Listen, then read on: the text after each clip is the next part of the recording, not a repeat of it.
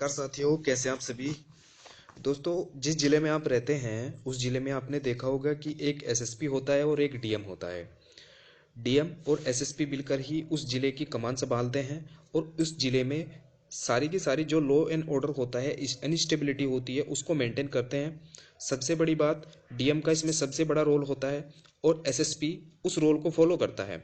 मतलब जो डीएम उसको आदेश देता है एसएसपी को या एसपी को, उनको फॉलो करता है।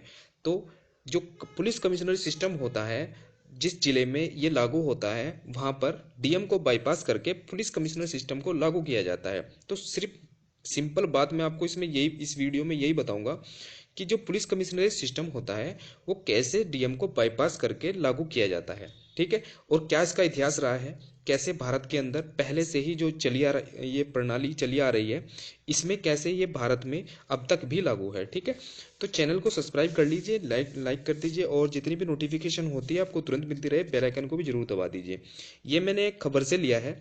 खबर में क्या है कि जो उत्तर प्रदेश में 3 जिले हैं, एक आगरा, प्रयागराज और गाजियाबाद, इन तीनों जिलों में पुलिस कमिश्नरेट सिस्टम को लागू किया जा रहा है उत्तर प्रदेश सरकार द्वारा। अब उत्तर प्रदेश सरकार ने ऑलरेडी 4 जिलों में इसको लागू कर चुकी है, नोएडा, वाराणसी और लखनऊ के और कानपुर के अंदर। ठीक। अब इनमें तो इम्प्लीमेंट हो चुका है। अब जो 3 राज्य हैं इनको नए कमिश्नरेट सिस्टम के अंदर लाया गया है, आगरा, गाजियाबाद और प्रयागराज। अब ये जो कमिश्नरेट सिस्टम होता है, पहले तो आप इसको समझिए। ठीक। कमिश्नरेट सिस्टम आज़ादी के पहले भारत में अंग्रेजों ने बॉम्बे, कलकत्ता और मद्रास में पुलिस कमिश्नरी सिस्टम लागू किया हुआ था। उस वक्त सारी न्यायिक शक्तियाँ पुलिस कमिश्नर के पास होती थी। क्या समझे? जितनी भी जो न्यायिक शक्ति होती थी, मतलब लॉ एंड ऑर्डर को मेंटेन करना, और जितने भी मतलब पुलिस अधिकारी होते थे या उनसे छोटे अधीनस्थ पुलिस अधिकारी होते थे, वे सारे के सारे पुलिस कमिश्नर के अंदर कार्य करते थे। अब 3 जिलों में होती थी, 3 शहरों में हुआ करती थी, बॉम्बे, कलकत्ता और मद्रास। ठीक। पुलिस कमिश्नरी सिस्टम प्रणाली अधिनियम 1861 पर आधारित है। देश आजाद होने के बाद यह प्रणाली वक्त के साथ साथ दूसरे महानगरों में भी लागू की गई। यही वजह है कि अब भारत के कई महानगरों में यह प्रणाली लागू है। इस व्यवस्था में पुलिस को डीएम के आदेश का इंतजार करना नहीं होता है। यही बात मैं आपको आगे आने वाले समय में बताऊंगा। अब ये आप ये देखिए, इसमें पुलिस कमिश्नर के जो अधिकारी होते हैं वो कौन सी रैंक के अधिकारी होते हैं। पुलिस कमिश्नर सिस्टम में एडीजी रैंक का अधिकारी होता है, यानी पुलिस आयुक्त इस प्रणाली का सर्वोच्च पद होता है। इसके बाद आईजी रैंक का अधिकारी होता है, संयुक्त पुलिस आयुक्त होता है जिसको जॉइंट कमिश्नर ऑफ पुलिस होता है, जबकि डीआईजी रैंक के अफसर अपर पुलिस आयुक्त एडिशनल कमिश्नर ऑफ पुलिस बनाए जाते हैं। ठीक। ये सारी बातें हैं, इसमें आप जरूर समझिए क्योंकि एडीजी रैंक का ही अधिकारी पुलिस कमिश्नर होता है। अब ये मैं आपको इसमें रैंक दिखा रहा हूँ। पहले तो आप ये समझिए कि जो एक जिले के अंदर कौन कौन से अधिकारी कार्य करते हैं। एक डीएम होता है और एक आईपीएस होता है जिसको आप एसएसपी या एसपी भी कह देते हैं।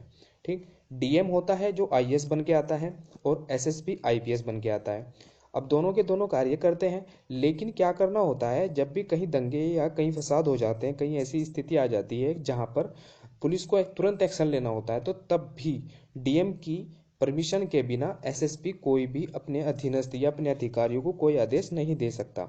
तो इसी को बाईपास करने के लिए कहीं इनमें जो शहरों में जो पुलिस कमिश्नरेट सिस्टम लाए जाते हैं, यही डीएम को बाईपास करते हैं। मतलब जितनी भी सारी शक्तियां होती हैं वो सारी की सारी पुलिस कमिश्नर के अंदर आ जाती हैं, पुलिस कमिश्नर के अधीन हो जाती हैं। अब सारी बातें मैंने आपको बता दी हैं, सिर्फ 2 इसमें बात समझिए कि डीएम को इसमें बाईपास किया जाता है। अगर कोई नए निर्णय लेने हैं या फिर जैसे दंगे फसाद हो रहे हैं, उसके निर्णय लेने के लिए जो पुलिस कमिश्नर होता है वो किसी डीएम की परमिशन नहीं लेता, ना ही वो किसी अपने बड़े अधिकारी की परमिशन लेता। वो सीधा क्या सीधा अपने आप सर्वोपरि होता है डिसीजन को लेने के लिए, और वो सीधा किसको रिपोर्ट करता है, वो गवर्नमेंट ऑफ इंडिया होती है या फिर गवर्नमेंट ऑफ स्टेट जित होती है, उनको रिपोर्ट करता है। ठीक। अब जो आईपीएस अधिकारी होता है वो किस रैंक का होता है, ये देखिए आप। यहाँ पर आईपीएस बनते हैं, आईपीएस बनता है तो एडिशनल सुपरिटेंडेंस ऑफ पुलिस जाके बनता है, किसी भी राज्य के जिले में जाके एएसपी बनता है। ठीक। उसके बाद क्या होता है, वो एसपी का प्रमोशन हो जाता है, वो फिर आके एसएसपी भी बन जाता है। अब जो एसएसपी होता है और एसपी से ऊपर डीआईजी रैंक का होता है, यानी डिप्टी इंस्पेक्टर ऑफ जनरल, इसी रैंक का अधिकारी पुलिस कमिश्नर बनता है। यानी एक कमिश्नरेट सिस्टम यहाँ से लागू होता है तो वो डीएम को बाईपास कर देता है। अब जो इसके अधिकार होते हैं पहले आप वो समझिए कि जिले में जो इसके अधिकार होते हैं पुलिस कमिश्नर के वो क्या क्या होते हैं। जिले में शस्त्र लाइसेंस देने पर बार लाइसेंस जारी करने और होटलों के लाइसेंस बनाने का अधिकार भी पुलिस कमिश्नर के पास ही होता है। इसके अलावा धरना प्रदर्शन की इजाज़त देना, लाठीचार्ज पर फैसला लेना, पुलिस बल की संख्या तय करना या अधिकारी पुलिस के पास होता है। यहाँ तक कि भूमि संबंधी विवादों का निस्तारण भी अधिकारी पुलिस के पास ही होता है, यानी कमिश्नर के पास ही होता है। तो बहुत ज़्यादा पावर इसको मिल जाती है। कमिश्नरेट के अंदर डीएम को बाईपास हो जाता है। डीएम के पास देखो कौन कौन सी पावर होती है। भूमि संबंधी निस्तारण के लिए जो भी डीएम के पास कॉल जाती है वो डीएम उसको सोल्व करता है, लेकिन कमिश्नरेट सिस्टम जब उस शहर में लागू हो जाता है तो वहाँ पर जितने भी संबंधी भूमि संबंधी विवाद होते हैं वो सारे के सारे पुलिस कमिश्नरेट के अंदर चले जाते हैं। समझ में आ गई बात। अब जो सीआरपीसी के अधिकार होते हैं पहले जरा थोड़ा थोड़ा उनको भी समझिए। इस प्रणाली में सीआरपीसी के सारे अधिकार पुलिस कमिश्नर के पास होते हैं। उन्हें किसी भी मामले में जिले के डीएम से आदेश लेने की जरूरत नहीं होती है। पुलिसकर्मियां तबादले के लाठीचार्ज या फायरिंग के आदेश भी खुद कमिश्नर दे सकते हैं। सामान्य पुलिस व्यवस्था में डीएम को सीआरपीसी कानून व्यवस्था संबंधी कई अधिकार देती है, लेकिन पुलिस कमिश्नर सिस्टम के सारे अधिकार डीएम के बजाय सीधे कमिश्नर को पास चले जाते हैं ऑटोमेटिक। तो ये बात है इसमें। अब कौन कौन से राज्य हैं जो पुलिस कमिश्नरेट सिस्टम को लागू किए हुए हैं? बिहार है, मध्य प्रदेश है, यूटी है, जम्मू एंड कश्मीर है और नॉर्दर्न कुछ स्टेट हैं जो कमिश्नरेट सिस्टम को लागू करते हैं। पहले क्या होता था कि जब ब्रिटिश काल हुआ करता था वहाँ पर सिर्फ 3 शहरों में पुलिस कमिश्नरेट सिस्टम हुआ करता था, मुंबई, चेन्नई, कलकत्ता। ठीक, उसके बाद धीरे धीरे डेवलपमेंट होती गई, धीरे धीरे दिल्ली में भी पुलिस कमिश्नरेट सिस्टम लागू किया गया। तो ये सारी बातें मैंने आपको ऑलरेडी पहले बता दी है।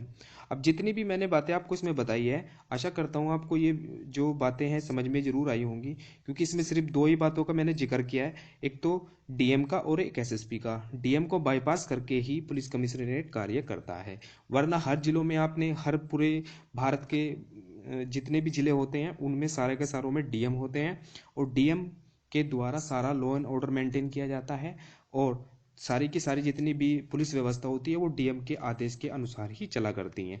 एसएसबी भी उसकी परमिशन लेता है डीएम की, लेकिन जहां पर कमिश्नरी सिस्टम लागू हो जाता है वहां पर वो डीएम को बाईपास किया जाता है। ठीक है, सारी बातें मैंने आपको बता दी है। आशा करता हूँ आपको ये वीडियो जरूर पसंद आया होगा। चैनल को लाइक और सब्सक्राइब करना मत भूलें। Thank you all of you. मिलते हैं अगले वीडियो में।